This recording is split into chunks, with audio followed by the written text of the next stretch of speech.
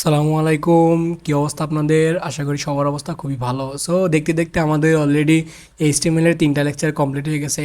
এটা হচ্ছে লেকচার 4 এবং লেকচার 4 এ আমরা যেটা দেখবো সেটা হচ্ছে চ্যাপ্টার 4। ঠিক আছে? সো লেকচার 4 এ আমরা চ্যাপ্টার 4 দেখবো, যেখানে হচ্ছে আমাদের এইচটিএমএল হেডিং, প্যারাগ্রাফ এবং স্টাইল আছে।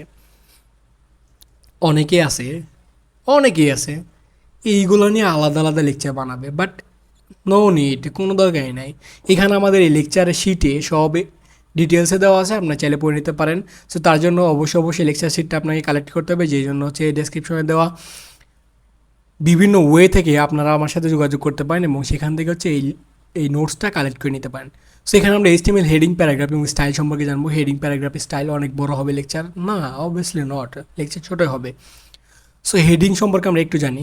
সো হেডিংস আর টাইটেলস আর সাবটাইটেলস, লাইক হচ্ছে আমরা যদি একটা ডকুমেন্টস লিখি তার উপরে একটা হেডিং দেয় না, লাইক এখানে একটা দেখেন, এটা একটা ডকুমেন্টস আছে এবং এর উপরে একটা হেডিং আছে, এটাও একটা হেডিংয়ের মতো কাজ করতেছে, যে এটা একটা হেডিং এবং হেডিংয়ের আন্ডারে হচ্ছে এই ডকুমেন্টসটা আছে। ঠিক আছে, দ্যাটস ইট।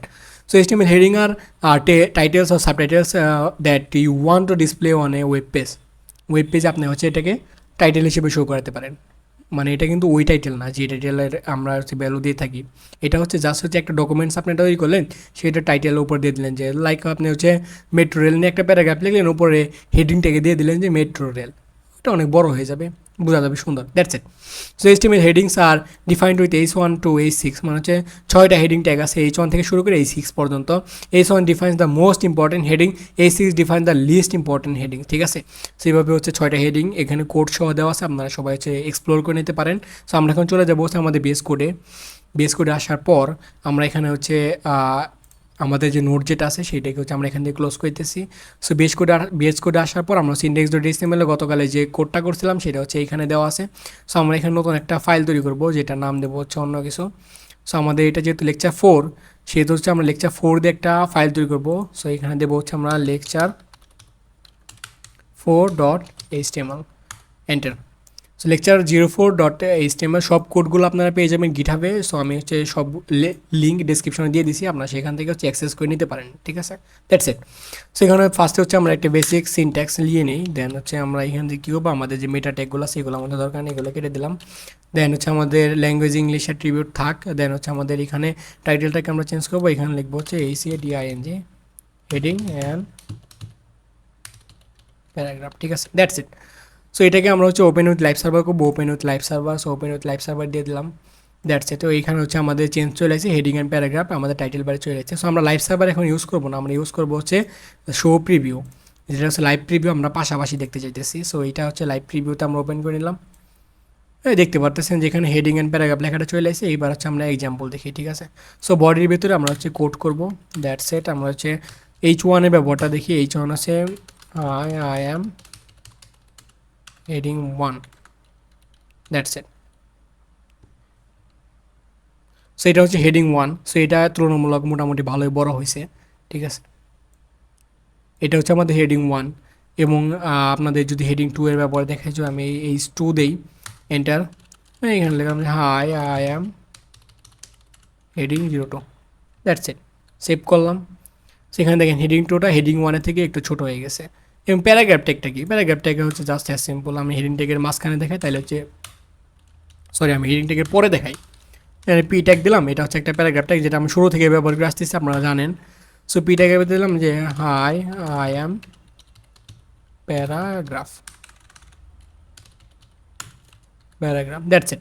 সো এখানে এটা ছোটোভাবে লিখছি, ছোটোভাবে আইসে। সো আমি চাইলে এটাকে বড় করে লিখতে পারি, লাইক হচ্ছে আমি যদি এখানে ডামি টেক্সট ব্যবহার করি, লরেম লরেম 30 ওয়ার্ডের একটা ডামি টেক্সট এখানে নিলাম, এটা হচ্ছে একটা প্যারাগ্রাফ হয়ে গেছে আমাদের। এই দেখেন এটা একটা প্যারাগ্রাফ। ঠিক আছে, সো এইভাবে আমরা হচ্ছে H1, H2, H3, H4, H5, H6 6টা হেডিং ট্যাগ আছে আমাদের, 6টার ব্যবহার আমরা দেখি চলেন। H3 এর ভিতরে আমরা লিখবো হচ্ছে hi I am heading 03, that's it, perfect. Okay, এইবার ভিএস কোডের একটা ইন্টারেস্টিং বিষয় আপনাদের সাথে শেয়ার করি, সেটা হচ্ছে এই সবগুলোকে একসাথে আমি কপি পেস্ট করতে পারি। কীভাবে দেখবেন? এই সবগুলোকে আমি হচ্ছে সিলেক্ট করলাম, সিলেক্ট করার পর অল্টার চেপে শিফট চেপে আমাদের যে অ্যারো সাইনগুলো আছে কিবোর্ডে, আমি যদি নিচের অ্যারো মানে ডাউন অ্যারো ক্লিক করি, দেখেন কপি হয়ে গেছে। কপি হয়ে গেছে না? এবার জাস্ট হচ্ছে আমাদের চেঞ্জ করতে হবে, লাইক হচ্ছে আমাদের এইখানে আরও ইন্টারেস্টিং বিষয় দেখায় আমি এইখানে H1-এর পরিবর্তে হবে হচ্ছে আমাদের H4 এবং এই 01-এর পরিবর্তে হবে আমাদের H4। এবার দুই জায়গায় আমি একসাথে চেঞ্জ করতে পারি কীভাবে দেখবেন, এইখানে আমার কার্সরটা আছে না, কার্সর দিকে ফলো করেন যে এখানে আমাদের কার্সরটা আছে। এবার যদি আমি অলটার চেপে এইখানে একটা ক্লিক করি, তাই আমার কার্সর দেখেন যে দুই জায়গায় চলে আসে। সো আমি যদি এখান থেকে কেটে H4 দেই, তাহলে দুই জায়গায় হচ্ছে আমাদের H4 চলে আসে। So this is H4 and এইভাবে হচ্ছে আমরা H5 H6 করে নিতে পারি। সো এখানে হচ্ছে আমাদের আসবে কত H5, এটাকে পেয়ে H5, দেন হচ্ছে আমাদের H6, that's it, perfect. Save করে নিলাম। সো এবার দেখতে পারতেছেন যে আমাদের হেডিং 6টা কত ছোট এবং হেডিং 1টা কত বড়।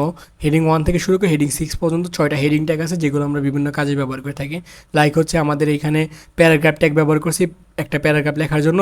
এবার এই প্যারাগ্রাফের উপর ধরো আমি একটা হেডিং দিতে চাইতেছি, আমি কীভাবে দিতে পারি, লাইক আমি এখানে একটা হেডিংটা দিলাম H1, this is my paragraph. এইভাবে আমরা চাইলে একটা হেডিং দিয়ে একটা প্যারাগ্রাফ তৈরি করতে পারি। সো যেটা আপনারা এখানে দেখতে পারতেছেন, এটা হচ্ছে আমাদের একটা প্যারাগ্রাফ এবং যার হেডিং হচ্ছে এটা। সো এইভাবে হচ্ছে হেডিং ব্যবহার করতে হয়, ঠিক আছে। সো আই হোপ যে এই ভিডিওটা আপনাদের অনেক কাজে দিতেছে। সো যদি কাজে দিয়ে থাকে তাহলে হচ্ছে ভিডিওতে একটা লাইক দিয়ে থাকবেন। সো এখন শিখবো আমরা হচ্ছে স্টাইল সম্পর্কে। সো স্টাইল কি, হোয়াট ইজ স্টাইল, আমাদের নোটে আসি। সো HTML প্যারাগ্রাফ সম্পর্কে জানলাম যে paragraph policy start on a new line, মানে নতুন একটা লাইন নিবে, এটা হচ্ছে একটা block element and is usually a block of text. The HTML-P element defines a paragraph. So এটা আমরা সব জানলাম যে প্যারাগ্রাফ কীভাবে ইউজ করতে হয়। স্টাইলটা কি, স্টাইল হচ্ছে একটা অ্যাট্রিবিউট যার ভেতরে থাকে হচ্ছে একটা প্রপার্টি এবং একটা ভ্যালু, ঠিক আছে। সো এটা হচ্ছে অবশ্যই ফার্স্ট ট্যাগের ভিতরে থাকবে, মানে শুরুর ট্যাগের ভিতরে থাকবে। স্টাইল হচ্ছে একটা অ্যাট্রিবিউট যার ভিতরে থাকে প্রপার্টি এবং ভ্যালু, যার সাহায্যে আমরা স্টাইল করতে পারি, ছোটোখাটো স্টাইল। এবং ডিটেলস স্টাইলটা আমরা CSS দিয়ে শিখবো, তাই না। সো এটা হচ্ছে জাস্ট হচ্ছে আমাদের বেসিক স্টাইল যেটা আমরা করতে পারি, ঠিক আছে। সো বেসিক স্টাইল আমরা ডিটেলস স্টাইলিং শিখবো হচ্ছে CSS থেকে, এটা জাস্ট হচ্ছে বেসিক স্টাইল। সো আমরা এখানে লাইক হচ্ছে H1, এটার কালারটা করবো হচ্ছে রেড।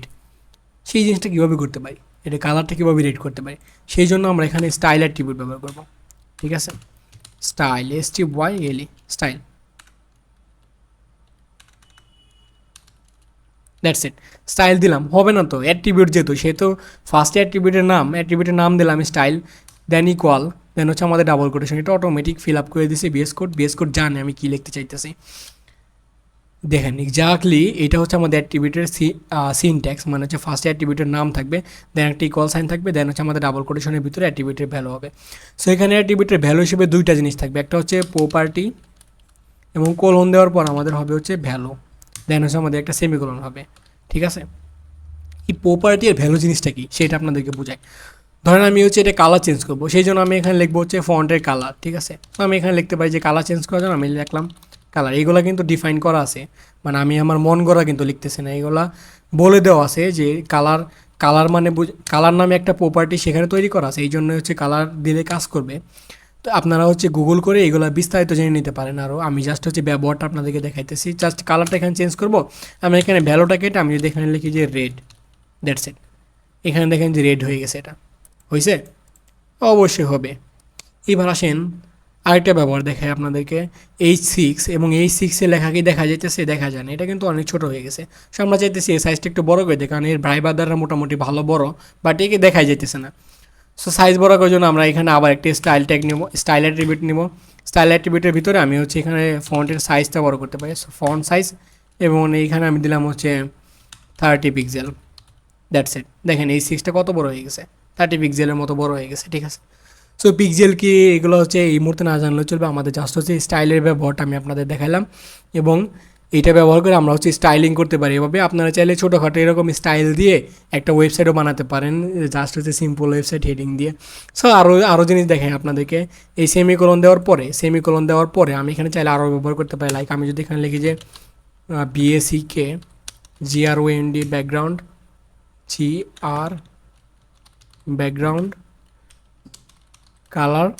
ব্যাকগ্রাউন্ড কালার দেওয়ার পর আমি যদি এখানে দিই হচ্ছে যে ইয়েলো YALLOW ইয়েলো, দেখেন ওই জায়গায় ব্যাকগ্রাউন্ডে একটা কালার চলে এসেছে ইয়েলো, ঠিক আছে। দ্যাটস ইট। এভাবে আমরা চাইলে অনেক ডিজাইন দিতে পারি, লাইক এখানে ব্লু দিতে পারি, এখানে হোয়াইট দিতে পারি। সো আপনারা চাইলে এইগুলো নিজেদের মতো করে এক্সপ্লোর করতে পারেন, ঠিক আছে, স্টাইল জিনিসটা কীভাবে অ্যাকচুয়ালি কাজে দেয়। সো এইভাবে চাইলে আমরা স্টাইল করতে পারি যে কোনোটাকে। সো এটা শুধুমাত্র এইচ1 ব্যবহার করলাম এই জন্য এই না শুধুমাত্র এইচ1 ব্যবহার করি। অ্যাট্রিবিউট লেকচারে আমি আপনাদের বলছিলাম যে অ্যাট্রিবিউট প্রত্যেকটা এলিমেন্টের জন্য প্রযোজ্য, প্রত্যেকটি এলিমেন্টে আমরা অ্যাট্রিবিউট ব্যবহার করতে পারি। সেরকমভাবে স্টাইলও তো একটা অ্যাট্রিবিউট, জাস্ট ভেতরে হচ্ছে আমরা প্রপার্টি দিতেছি, প্রপার্টি এবং একটা ভ্যালু দিতেছি। সো সেই রকম এই স্টাইলটা আমি চাইলে এই স্টাইলটা সেম স্টাইলটা আমি এখান থেকে কপি করে নিতেছি। জাস্ট হচ্ছে আমরা এখান থেকে এই স্টাইলটাকে কপি করে নিয়ে আমি যদি এই পি ট্যাগের ভিতরে লাগিয়ে দিই, তাহলে পি ট্যাগেও আমাদের সেম ডিজাইনটা চলে আসবে। আই হোপ যে এখানে চলে আসবে, না চলে আসে না, কন্ট্রোল জেড। আমাদের একটু মিস্টেক হয়েছে যে জাস্ট হচ্ছে আমরা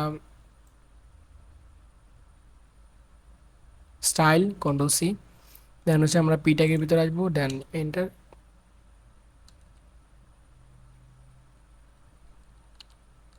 সো আমরা যদি এখানে স্টাইল দিয়ে হচ্ছে